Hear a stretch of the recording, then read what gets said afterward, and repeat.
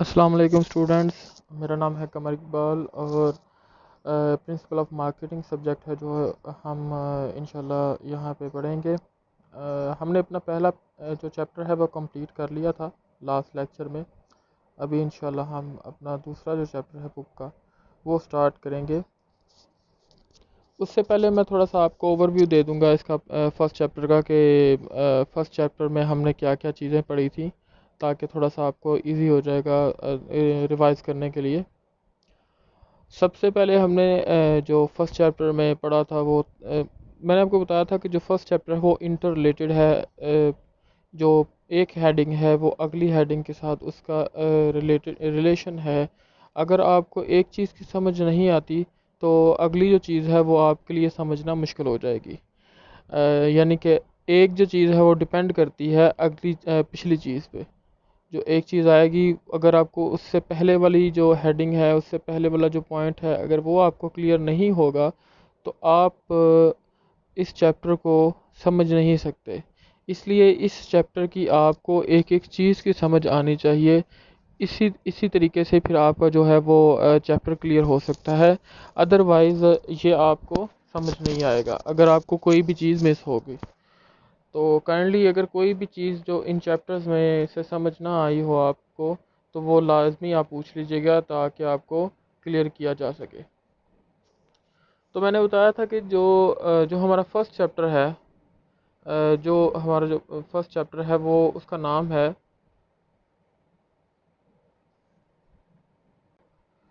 Creating customer value and engagement.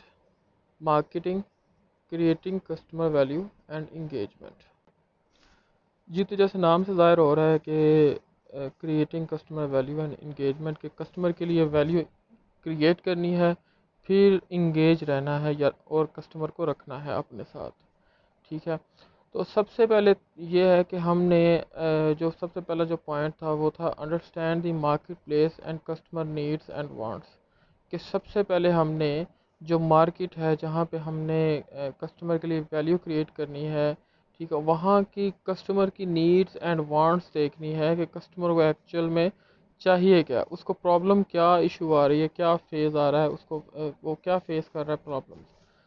तो मैंने ये आपको बताया था कि दो तरीके से होता है। एक तो आप प्रॉब्लम खुद क्रिएट करें कस्टमर के लिए, ये नहीं कि कोई मतलब उसके लिए हर्डल क्रिएट करें, नहीं, अपनी प्रोडक्ट के लिए उस कस्टमर के दिल में, उस कस्टमर के माइंड में चीज़ें क्रिएट करें कि क्यूरसी क्रिएट करें कि इस प्रोडक्ट में क्या ऐसी चीज़ है या इस प्रोडक्ट को हमें यूज़ करना ही चाहिए, इस तरह का कोई कंडीशन उसके लिए बनाएं। मैंने एक एग्जांपल दी थी उसकी मेडिकल स्टोर की, हॉस्पिटल की, अगर आपको याद हो तो। नेक्स्ट है design a customer value driven marketing strategy. Sorry, जो पिछली हेडिंग है उसमें एक मैंने डेटॉल की एग्जांपल भी दी थी।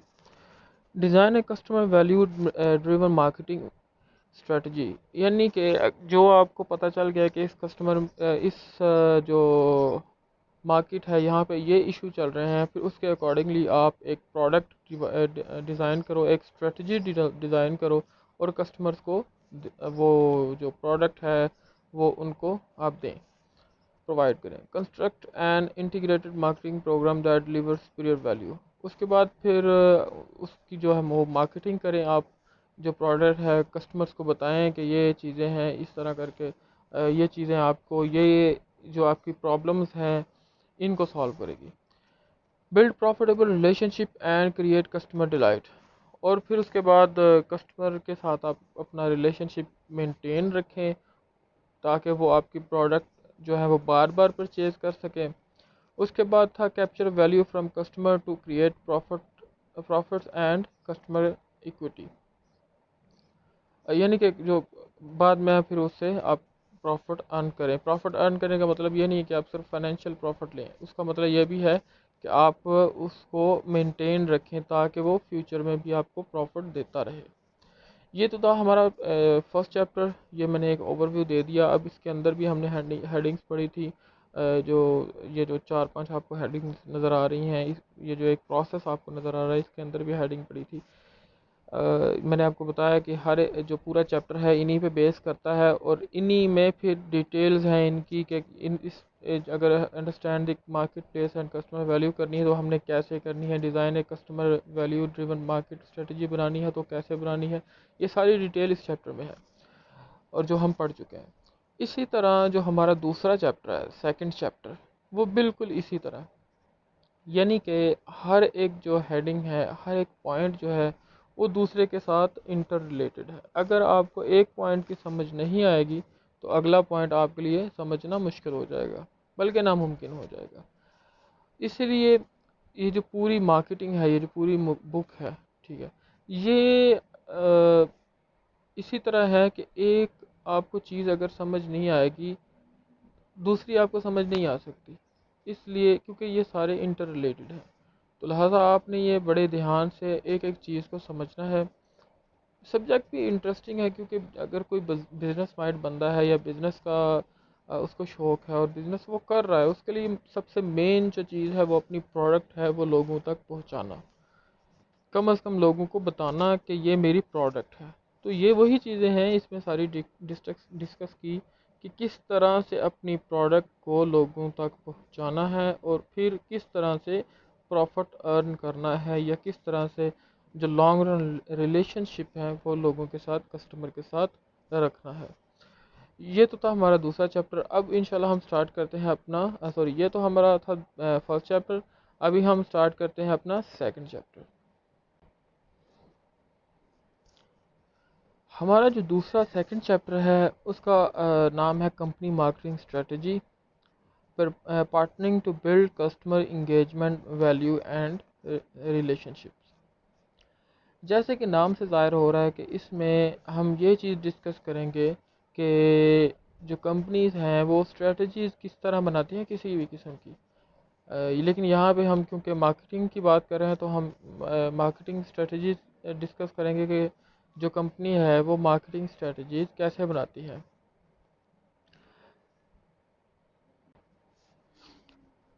किसी भी चीज़ को समझने के लिए, किसी भी चीज़ को डिस्कस करने के लिए पहले हमें पता होना चाहिए कि एक्चुअल में वो चीज़ है क्या। तो सबसे पहले देखते हैं हम कि स्ट्रेटजिक प्लानिंग क्या होती है।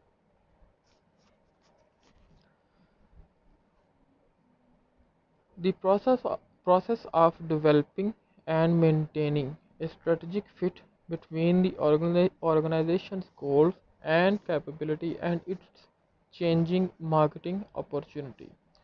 कि ऐसा प्रोसेस जिससे हम डेवलप करें कोई भी स्ट्रेटजी, उस स्ट्रेटजीज़ को हम यूज़ करके फिर ऑर्गेनाइजेशन के जो गोल्स हैं, कंपनी के जो गोल्स हैं वो कैप्चर करें, कंपनी की कैपेबिलिटी को देखते हुए और उसकी मार्केट में जो अपॉर्चुनिटी है, जो चेंजिंग अपॉर्चुनिटी है उनको देखते हुए। यानी कि अगर हम सिंपल वर्ड में इसकी डेफिनेशन करें तो इसको हम इस तरह कहेंगे कि कोई भी ऐसी प्लानिंग जिससे हम कंपनी के जो रिसोर्सेज हैं, जो इसके अवेलेबल सोर्सेज हैं, जो इसके अवेलेबल चीज़ें हैं, एसेट्स कह सकते हैं आप, या उसकी अवेलेबल जो कैपेबिलिटी है उसको यूज़ करते हुए जो अब जब हम कंपनी के गोल्स को अचीव करते हैं उसको हम कहते हैं स्ट्रेटजिक प्लानिंग। तो प्लानिंग जो है वो लॉन्ग रन के लिए भी होती है, उसके बाद स्ट्रेटजिक प्लानिंग भी होती है। सॉरी, जो अगर जो प्लानिंग है जी, प्लानिंग जो है वो लॉन्ग रन भी होती है, एनुअल प्लान भी बनते हैं, उसके बाद स्ट्रेटजिक प्लान भी बनते हैं। हम देखते हैं जी एनुअल और जो लॉन्ग रन प्लान्स हैं वो बनते हैं, जैसे कि नाम से पता चल रहा है कि ये बनते हैं बिज़नेस को रन करने के लिए स्मूथली। मतलब कि जो 5 साल के प्लान हो गए या 4 साल 2 साल के प्लान हो गए, इसको हम कहते हैं लॉन्ग रन प्लान्स। यानी कि जो मिशन पे बेस करते हैं प्लान, जो कंपनी का मिशन है उस पे जो प्लान्स बेस करते हैं उसको हम एनुअल प्लान्स या लॉन्ग रेंज प्लान कहते हैं। जो होते हैं स्ट्रेटजिक प्लान्स, वो ऐसे प्लान होते हैं जो अपॉर्चुनिटी के अकॉर्डिंगली प्लान किए जाते हैं। जैसे कि मैं एक आपको एग्जांपल देता हूँ, किसी शर्ट मेकिंग कंपनी के, जैसे कि आप गुल अहमद की बात कर लें, कपड़े बनाने वाली एक कंपनी है, सब जानते हैं। या फेमस कह लें, चले खाड़ी है, ठीक है, गुल अहमद भी फेमस है।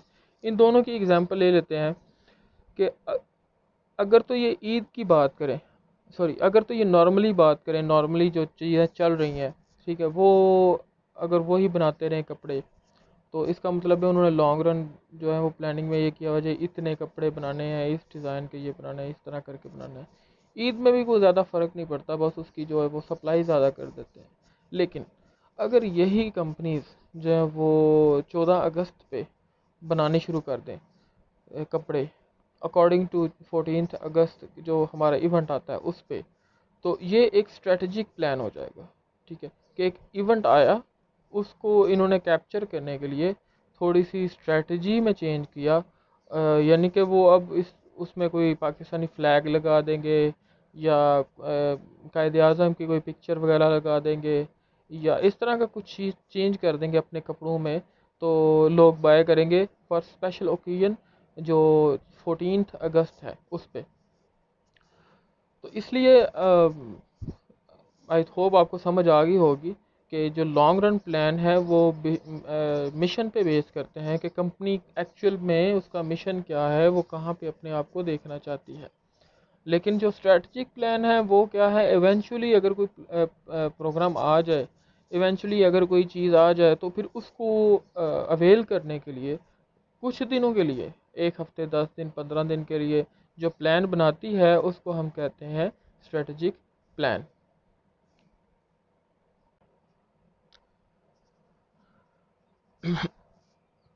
कोई भी कंपनी है वो अपने मिशन पे काम करती है, मतलब उसको एक उसका एक मिशन बन जाता है, मिशन बन जाता है, वो बनाते हैं अपना कि ये हमारा मिशन है। ठीक है, फिर उसके अकॉर्डिंगली वो काम करते हैं, उसके अकॉर्डिंगली सारा जो काम है वो किया जाता है। हर एक मैनेजर को पता होता है, हर एक स्टेक होल्डर को पता होता है कि इनका मिशन क्या है। चलें सबसे पहले देखते हैं कि मिशन स्टेटमेंट एक्चुअली होती क्या है, या जिसे मैं मिशन कह रहा हूँ वो एक्चुअल में होता क्या है। ये उससे पहले हम डिस्कस कर लेते हैं कि जो हमारा ये जो कॉरपोरेट लेवल पे कंपनीज होती हैं, वो अपना जो प्लानिंग है, स्ट्रेटजिक प्लानिंग कैसे करते हैं।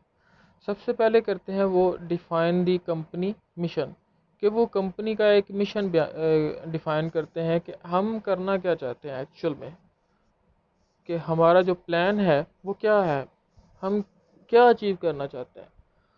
उसके बाद setting company objectives and goals. जब हम एक मिशन डिफाइन कर लेते हैं, फिर हम अपने ऑब्जेक्टिव एंड गोल सेट करते हैं कि हमने ये जो मिशन डिफाइन किया है, मिशन हमने लिखा है कि हमने ये करना है, यहाँ पे पहुँचना है, वो हम कैसे पहुँच सकते हैं, या अपना मिशन कैसे अचीव करेंगे। डिफाइन द बिजनेस पोर्टफोलियो, कि हमने ये जो मिशन बनाया है इसको हम किन किन तरीक़ों से अचीव करेंगे, और हमारी प्रोडक्ट्स क्या होंगी। बिज़नेस पोर्टफोलियो का मतलब है कि आपकी जो प्रोडक्ट लाइन है उसको हम बिज़नेस पोर्टफोलियो कहते हैं। आगे इसकी डेफिनेशंस वगैरह हम डिटेल में थोड़ी सी डिस्कस करेंगे। Planning, marketing and other functional strategies, कि हम जो है वो बाकी जो स्ट्रेटजीज़ हैं या फंक्शंस हैं वो कैसे हम करेंगे। ये होता है कॉरपोरेट लेवल का, जब हम कोई भी कंपनी बनाती है तो उसमें ये चीज़ें होती हैं, वो सबसे पहले वो डिस्कस करते हैं, फिर वो कोई प्रोडक्ट या कोई कंपनी स्टार्ट करते हैं। Next G, mission statement, a statement of organization purpose that it wants to accomplish in a larger environment. जैसे कि मैंने आपको बताया कि मिशन स्टेटमेंट क्या होता है, एक कंपनी की गाइडलाइन होती है। ठीक है, कि कंपनी को गाइड किया जाता है, कंपनी अपने आप को एक गाइडलाइन बना देती है कि हमने ये चीज़ अचीव करनी है। अब मिशन में ये नहीं होता कि जी मैंने नंबर 1 आना है इस इंडस्ट्री में, या फॉर एग्जांपल फ़ैन इंडस्ट्री की अगर मैं बात करूं, तो कोई कंपनी जीएफसी फ़ैन हो गया, रॉयल फ़ैन हो गया या पाक फ़ैन हो गया, ये नहीं डिफाइन करेंगे हमने पहले नंबर पे आना जी, ये इनका मिशन नहीं होगा। ठीक है, एक मिशन होता है, मतलब कि एक सिर्फ मिशन हो गया जी, एक हो गया सिर्फ कंपनी का जो है वो अपनी प्रोडक्ट को बयान करने के लिए मिशन हो गया। ठीक है, एक होता है मार्केट को कैप्चर करने का मिशन। जैसे कि यहाँ पे ये एग्जांपल्स दी हुई हैं, अगर आप देखें तो फेसबुक की, होम डिपोट की, आईबीएम की, नासा की, रेवलॉन की, ठीक है, वॉलमार्ट, इस तरह करके ये एग्जांपल्स दी गई हैं। मैं एक दो एग्जांपल इसमें से पढ़ता हूँ। जैसे कि आईबीएम है कि we make computer hardware and software. ये तो हो गया प्रोडक्ट डेफिनेशन के, प्रोडक्ट को डिफाइन कर रहा है जी कि हम ये चीज़ बनाते हैं। लेकिन अगर हम मिशन की बात करें तो एक जो प्रोफेशनल मिशन है, अगर हम वो बयान करना चाहें तो provide technology solution that help customer build a smarter planet. कि वो क्या करते हैं, देखें, फ़र्क देख लें आप थोड़ा सा, आप अगर आप पढ़ेंगे तो आपको खुद ही महसूस हो जाएगा कि वो एक ऐसा लगता है जैसे जैसे किसी बिल्कुल बच्चे ने कोई लाइन लिख दी है। लेकिन ये है कि जब कोई भी बंदा इस लाइन को पढ़ेगा तो वो ये होगा कि यार इनका मिशन ये है कि प्लेनेट को स्मार्टर बनाना चाह रहे हैं, किस तरीके से, ठीक है, वो एक अलग इशू है। लेकिन ये है कि उनका ये है कि ब्रॉड एक मिशन है कि प्लेनेट को वो स्मार्टर बनाना चाह रहे हैं, हर किस्म की जो टेक्नोलॉजी है वो उसका सोल्यूशन दे रहे हैं। ठीक है, उसके बाद रेवलॉन का पढ़ते हैं, वी मेक कॉस्मेटिक्स। कि अगर तो एक प्रोडक्ट के रिलेटेड बात की जाए तो वो जी हम जी कॉस्मेटिक्स बनाते हैं। लेकिन अगर उसी जगह पे मार्केट को एक दफ़ा मतलब जो आपका मिशन पड़े वो आपकी प्रोडक्ट्स को भी जाने, अगर ऐसा हम मिशन की डेफिनेशन देखें तो वही sell lifestyle and self expression, success and status, memories hope and dreams. अब वो सक्सेस तो सेल कर नहीं रहे, ना ही कोई स्टेटस सेल कर रहे हैं जी। रेवोलॉन यूज़ करके कोई बंदा सक्सेसफुल नहीं होता, लेकिन उनका स्टाइल ये है डिफ़ाइन करने का, इतना प्रोफेशनल है कि हर बंदा उसको पढ़ के एक दफ़ा अपने इनकी जो प्रोडक्ट है वो ज़रूर देखा कि ये क्या चीज़ें बना क्या रहे हैं। प्रोडक्ट का इसमें डिस्कशन नहीं हुई, लेकिन उन्होंने इतना क्यूरोसिटी पैदा कर दी है कि कोई भी बंदा इसके मिशन को पढ़े तो वो एक दफ़ा इनके जो प्रोडक्ट्स है उनको देखेगा। ये तो था मिशन स्टेटमेंट। उसके बाद हमने एक चीज़ डिस्कस की है, ऊपर पढ़ी है, पोर्टफोलियो। मैंने एक वर्ड यूज़ किया था, मैंने उधर डिफ़ाइन भी किया थोड़ा सा, लेकिन इधर थोड़ा डिटेल में हम डिफ़ाइन करते हैं। बिजनेस पोर्टफोलियो क्या होता है? The collection of businesses and product that make up the company. कि बिजनेसेस, जित एक कंपनी है उसमें लाजमी नहीं कि एक बिज़नेस हो। ठीक है, एक कंपनी के कई बिज़नेस हो सकते हैं, लाजमी नहीं है कि एक एक ही बिज़नेस हो। जिसे हम कहते हैं ग्रुप ऑफ कंपनी। जैसे जो गुजरात है, हमारा जो गुजरात पाकिस्तान है, इसमें फेमस है मल्ली ग्रुप ऑफ कंपनीज।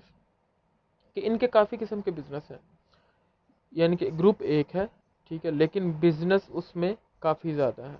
ये जो मली वाले हैं ये ओवरसीज़ का काम भी करते हैं, इनका दूध का काम भी है, इनका पोल्ट्री का काम भी है, इनका ये जो रेत वगैरह का ठेके वगैरह ये भी करते हैं, और भी बहुत से इनके काम है। यानी कि जो ग्रुप ऑफ जो बिज़नेस का जो कलेक्शन ऑफ बिज़नेस है जिससे कंपनी बनती है, या फिर जो प्रोडक्ट्स हैं, लाजमी नहीं है कि अब ज़्यादा बिजनेस हो तो फिर ही वो बिजनेस पोर्टफोलियो बनता है, नहीं। प्रोडक्ट लाइन को भी हम जो पोर्टफोलियो कहते हैं।